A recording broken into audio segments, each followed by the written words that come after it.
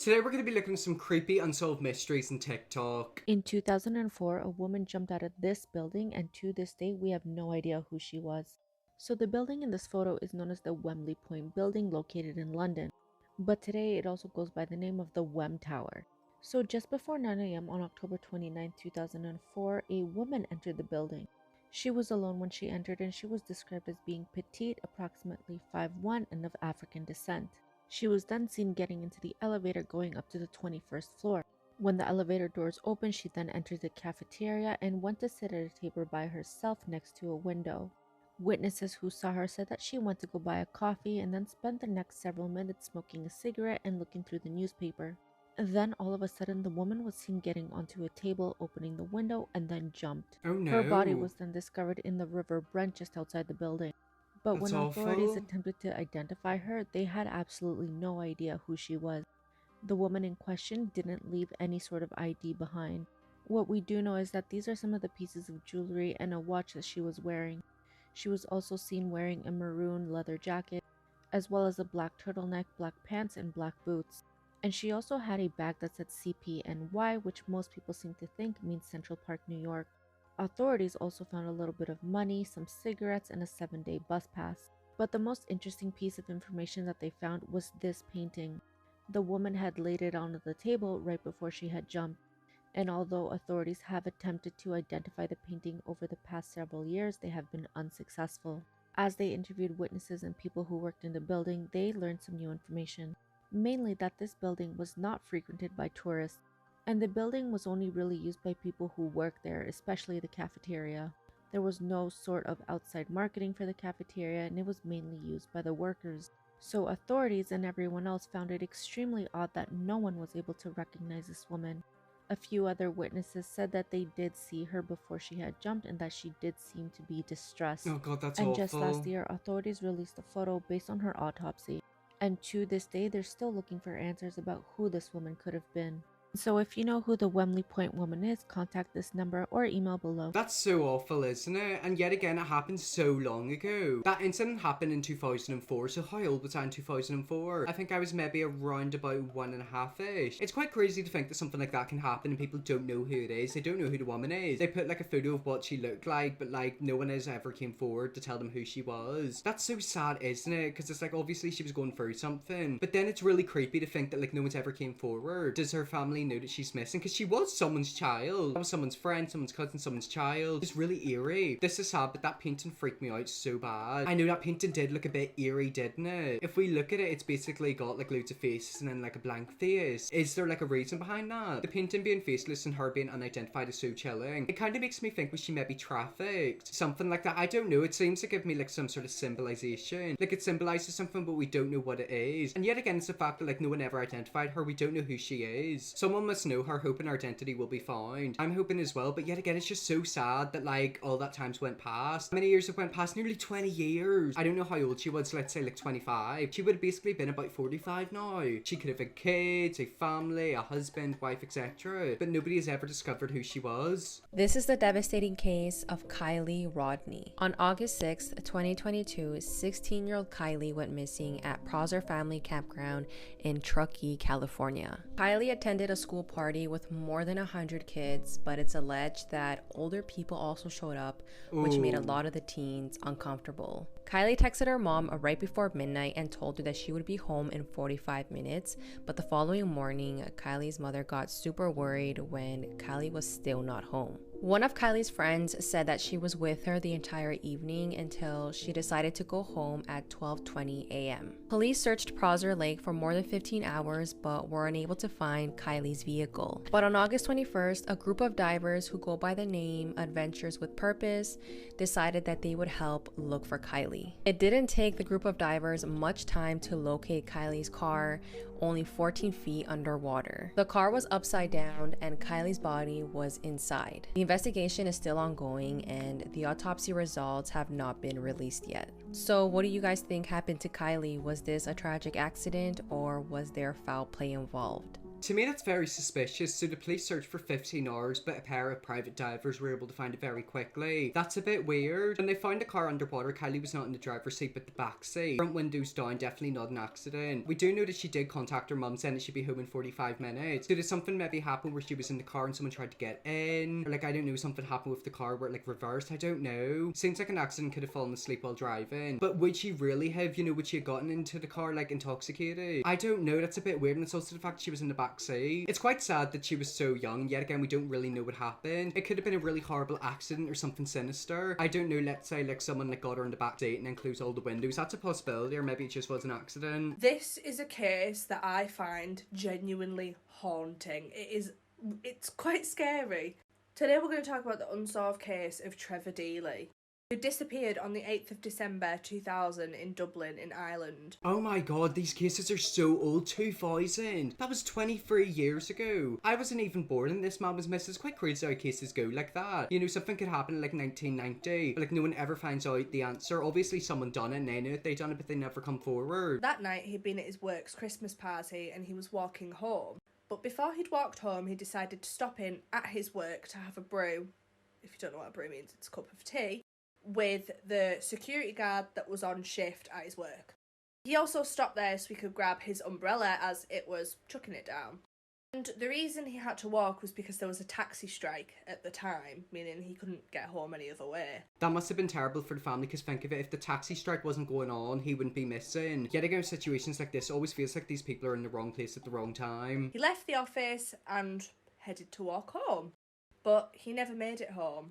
And the worst part about this was he wasn't reported missing until the following Monday. And that's because all of his flatmates weren't in and work didn't think anything of it as he'd been out late that night. So police got hold of it and started looking at CCTV. And oh my gosh. On CCTV, a man dressed in all black was spotted at the gates of his work. It's believed that the pair had a very brief conversation, but Trevor didn't seem uncomfortable. He just punched in the code, walked into his work, thought nothing of it. And after a while, the man left. There was also 2 other men seen on this CCTV footage, however it's not known if they were connected. Then when Trevor left his office with his umbrella and began to walk home, CCTV footage captured this. And that was Trevor walking down the street and then 20 seconds later, the man in black following him. Oh god, no. Police believe that this was the same person seen outside of his work gates. Police believe the reason why this case has gone unsolved to this day is because of the time frame that it took to report Trevor Daley missing, which was no one's fault, really. I mean, work should have checked up on him, but I can see why they didn't. Theories range from this being some sort of gang, which was kind of doing the rounds in the area at the time, as the gang had been known for doing drug deals and drug-related activity in the area where Trevor went missing. Maybe he saw something he shouldn't or walked in on something that he shouldn't have. I don't know. But to this day, over 20 years later, 22-year-old Trevor Daley's whereabouts is still unknown. Wow, so he was 22 and it was 23 years ago. He would have been around about 45 now. By that time, he could have been married and had a child that was my age. It's so terrifying to think that like that was the last footage of him and we don't know what happened. Like, we've never found a body, he's never came forward. But by the looks of it, the people that he ran into had something to do with it. Yet again, a lot of times these people are in the wrong place at the wrong time. And it's just eerie to think that like no one knows what happened. The thought of me going missing, nobody knows what happened to me is awful. Exactly, and it's like we don't know what happened to him, that's the thing. It's not like a body was recovered or he was recovered, like he's alive. He just disappeared, we don't know what happened. We probably all do know in the back of our heads what's happened. It's like we don't have any proof. I also feel really bad for the families of these victims, because it's like, imagine literally going to sleep not knowing what happened, like your brother, your mother, etc. Like they basically do just vanish. Let's talk about the Arcadia Tapes. In 2001, in Arcadia County, Ohio, a teen named Calvin Dim went missing on his way home from school. This was really unusual at the time because Calvin was actually a pretty well-accomplished athlete and he was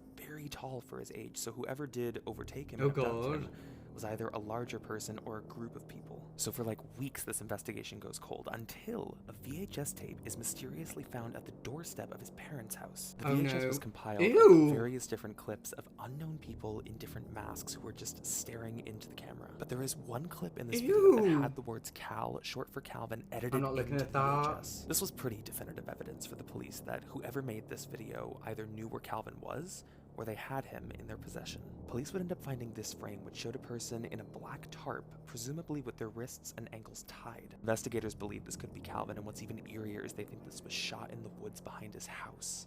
Okay, well that is absolutely terrifying. Imagine a literal tape like that appearing on your doorstep and then you see that. I love going into forests and exploring places like that, but imagine if you came across like a hard drive or like an SD card, like I've got in this camera, and then you put it into your computer and you seen really creepy stuff. That sounds like something out of a Criminal Minds episode. The Slipknot Mask LMAO. Okay, so people are laughing in these comments. I don't know if this is a parody or if it's real or if it's fake. However, that mask was terrifying. Look at that mask right there. Imagine waking up and seeing that. On the right, we have Margie Oh, Ranshaw, ew. age 29, who went missing from Barrington, Michigan on May 17th, 1987.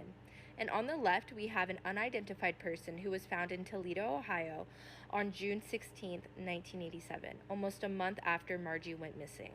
I was browsing through the website for missing persons and unidentified bodies like one does, and I came across these two cases.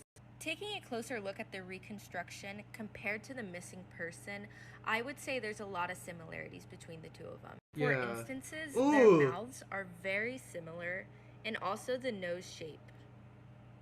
Stop going back to This that is also photo. another photo they have available of Margie, and even in this one, I think she looks very similar to the reconstruction. The last time Margie was seen was leaving in her car to get a gallon of milk. Her car was found a few weeks later in Howell, Michigan. The unidentified body was found in an alleyway behind an auto repair shop, which is close to Interstate 75. Remember that. And the body was also wrapped in a pink blanket and had been deceased for several days before being found. This body was also charred/burned when they found it. Going back to the body being found by Interstate 75, this is where the body was found. This is where Margie went missing. Oh, okay. This is Interstate 75 right here. Yeah. To get from here to here, you have to take Interstate 75. As we know, Margie was 29 years old when she went missing. The unidentified body is estimated to be an adult that is pre-30, meaning they are younger than 30 years old. Even though Margie was 29, that is still considered before 30, obviously. Margie's height was also estimated to be somewhere between 5'2" to 5'6", and the estimated height for the unidentified body is 5'4" to 5'7". Going back to the maps, because I forgot to add this. The area where Margie went missing is right here, okay? And this is where her car was found, on the way to Toledo, where the unidentified body was found. It seems like it's Both the women her. were described to have blonde/strawberry hair color, and I found it interesting because on the unidentified body, it said the hair was a fine texture and only 6 to 7 inches long.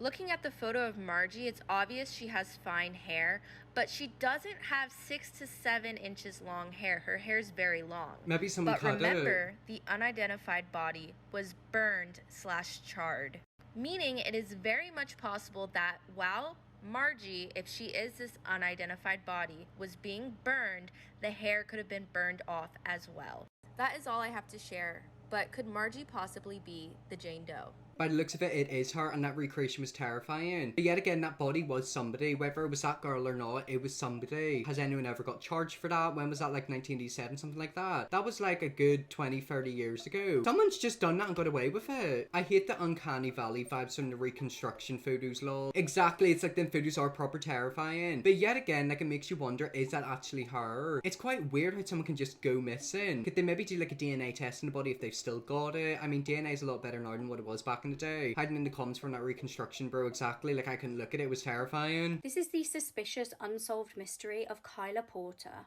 At the time of her disappearance, 19-year-old Kyla Porter was living with her 19? older sister Lynn in Florida.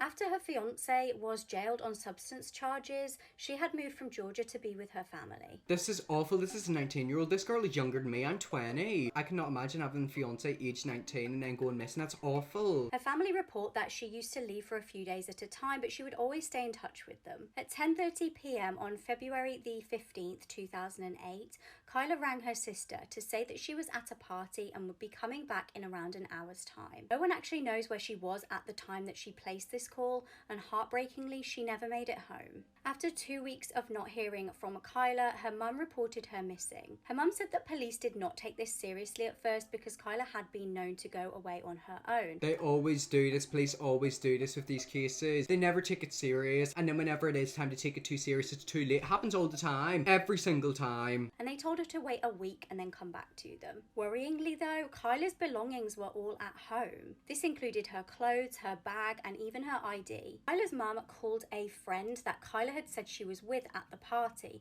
but the friend seemed irritated on the phone, and she told her she hadn't seen Kyla for weeks and then hung up the phone. Ooh. Frustratingly, the phone that Kyla rang her sister off couldn't be traced due to being a prepaid phone. By the time that she was reported missing, the information had been deleted. We don't have confirmation of whose party Kyla was at or where exactly it was held. Police have identified no suspects in this case. Her case is classified as endangered missing and remains unsolved. She's a white female with brown hair, brown eyes, she's 5'4" and she weighs 125 pounds. She has 2 star tattoos on her chest, a fairy on the back of her right shoulder, and 2 skulls inside with a heart with flames and the word unbreakable on her lower back. If she's alive today, she would be 34 years old. Yet again, that's just so sad, isn't it? She went missing, she was 19. 19, like, that's young. And the world just carries on. Like, someone can go missing, someone can die. The world continues. That's quite sad, isn't it? Like, that's actually a real fear of mine. Something that happened to me, and it's like people forget and just move on with their life. She went missing in 2008. It's now 2023. She would have been 34. That whole situation's just so sad, isn't it? The police asked her parents to wait a week. That's shocking. That's what they literally always do. They never take these situations serious. If they took it serious from the beginning, we might have someone in jail. As per usual, they didn't. I hope the friend was questioned. I mean, by the sounds of it, the friends are very, very suspicious. Maybe they had an argument. Maybe they fell out over a boy. I don't know, but something about them being weird on the phone is a bit suspicious to me. Anyways, guys, that's what I have to do there. That's some TikTok unsolved mysteries. If you want to see me look at more creepy videos, let me know, definitely will. Press the bell, subscribe, and see you all tomorrow for another video.